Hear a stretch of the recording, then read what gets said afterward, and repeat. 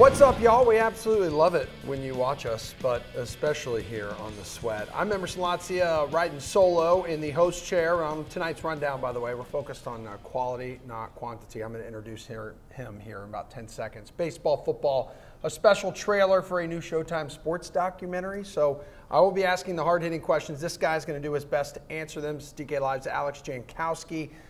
Let's start with Major League Baseball here in a little segment we like to call How Low Would You Go?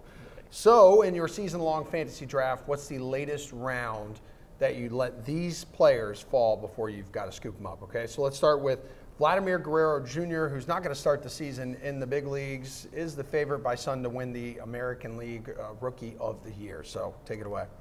Yeah, I'm going to go with the fourth round here, and you're talking about a player who's never played in the MLB, and the lowest I would go in the fourth round, but he's legit as close to the top flight prospect you're ever going to see in baseball. So, you know, if I'm in a fantasy draft, I don't want my friends taking him. I'm the one who wants to have him on my team when he bursts onto the scene. So I've been in drafts where he's gone in the third round. I would only wait till the fourth. Have you seen him fall any further than that in some of your drafts? Oh, not at all. He's been going 3-4 rounds pretty much all across the board. All right, he's a hot commodity. How about Joey Gallo of the Rangers having mixed success at the plate this spring, but maybe fantasy owners should be willing to reach a little for a hitter who could lead the majors maybe in home runs this season, connected for 40 of them last year. So what do you think, Janko?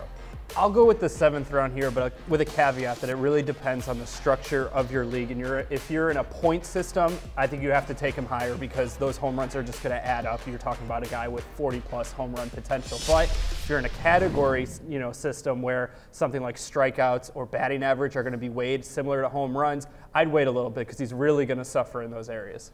Okay, Clayton Kershaw, speaking of suffering right now, he's got some injury concerns, and because of that this spring he's already been ruled out for making the opening day start, snapping a streak of 8 straight opening day assignments. He's been around for a while and pretty good. What's the latest round you would draft this guy? I'll go with the 9th round, and Walker Buehler plays a big role in that opening day streak there. Like, he deserves to be there, especially what he did in the postseason for the Dodgers. But look, with Clayton Kershaw, there's so much name value there that someone else is probably scooping him up before the 9th round. But with the injuries, we saw the decrease in velocity in his fastball as well. He's going to have to change how he pitches. I'm not sure I want to invest too much in him without knowing how he'll handle those changes. All right, let's go to an interesting one here. We'll stay on the mound. Free agent starting pitcher Dallas Keuchel. So the bearded Cy Young Award winner 2015. How late do you wait for this guy? I'm not drafting him. I'll let somebody else take him. Yeah, I think you have no idea what the fit's going to be. Houston, we've seen what they've done, rejuvenating careers for their pitchers, not being a part of that staff with maybe the analytics that they have.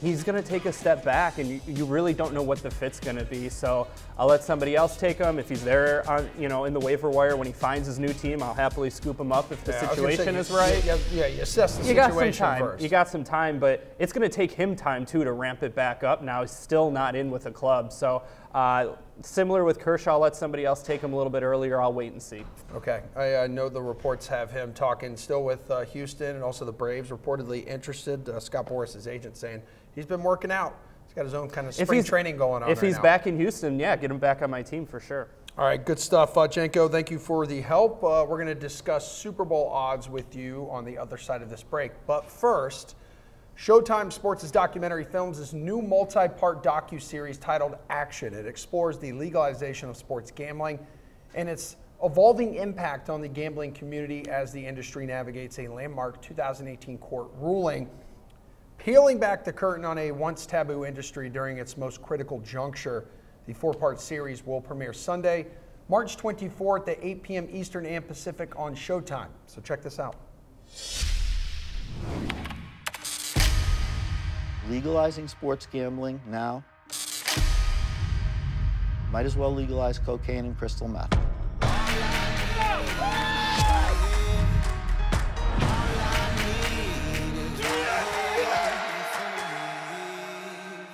Are you addicted to gambling? No. I'm addicted to making money. Sports betting just went legal. It's huge. This isn't a Vegas thing anymore. This is a national thing. New Jerseyans are very, very excited. Any given weekend, I may have $1 million in volume. You'll wager $1 million? Of course. I'm not playing to enjoy myself. I'm playing to put food on my table and take care of my family. I don't take the favorites. I take the long shots. Royals, Broncos, Misha Tate, $5 million run. It's never been done. I broke the books in Vegas, and that's when Vegas banned me. The idea is to live to bet another day, not to blow your entire bankroll. You can certainly really destroy your life pretty good with gambling. Okay, this is a disaster.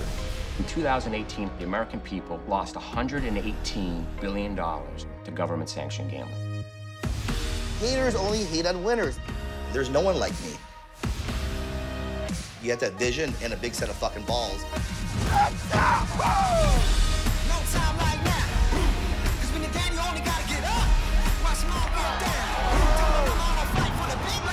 If we bring it into the light, that's going to be better for everybody.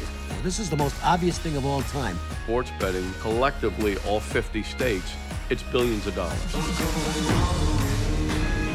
From here, it just continues to get better.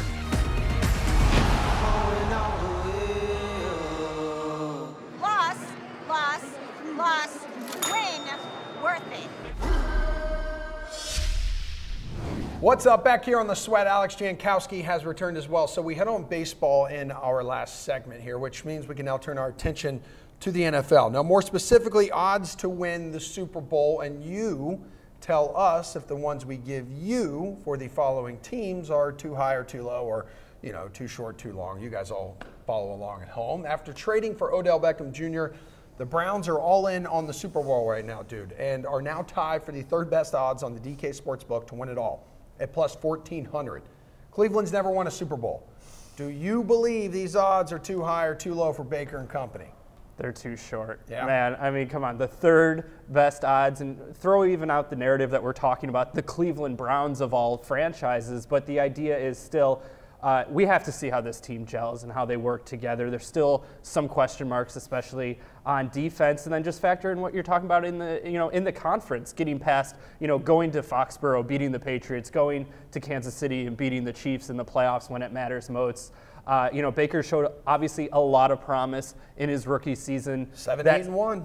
But that second step, that's still not winning you a Super Bowl. No, it's not. So although Cleveland kind of felt like it last year, that record. There's a lot more we still have to see with them. This number is at the, is the highest up in the rankings that you're going to see it.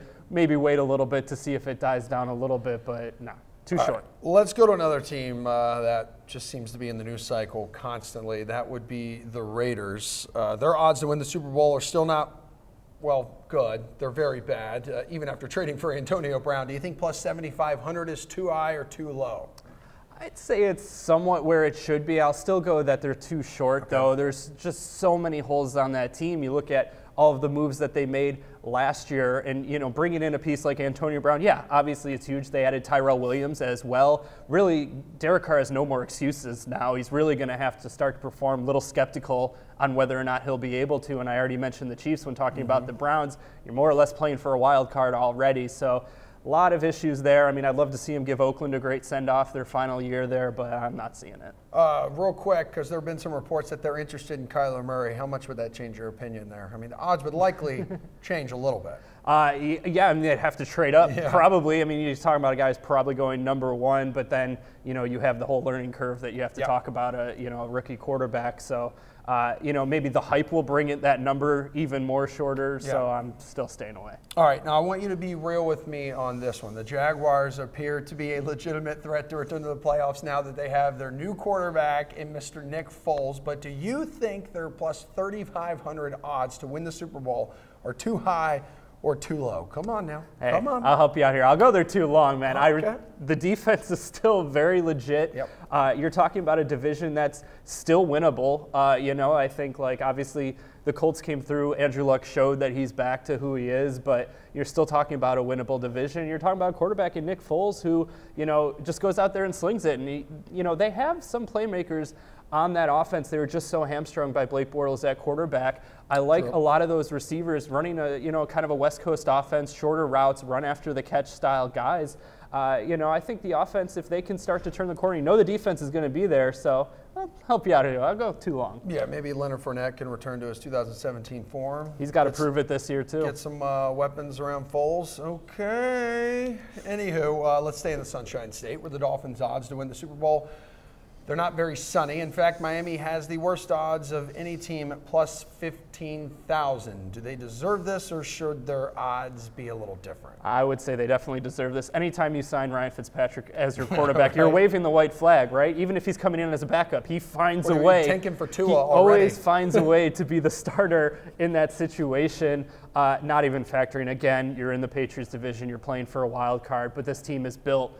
If you look at the way their salaries are structured as well, they're going to be hitting free agency big in a couple years. They want to draft, acquire some assets, so they want these odds to be where they are right now, and they're certainly deserved.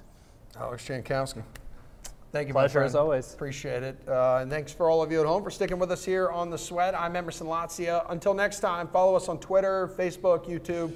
Download the DK Live app for the latest injury news and notes. Your DraftKings lineup will thank you for it.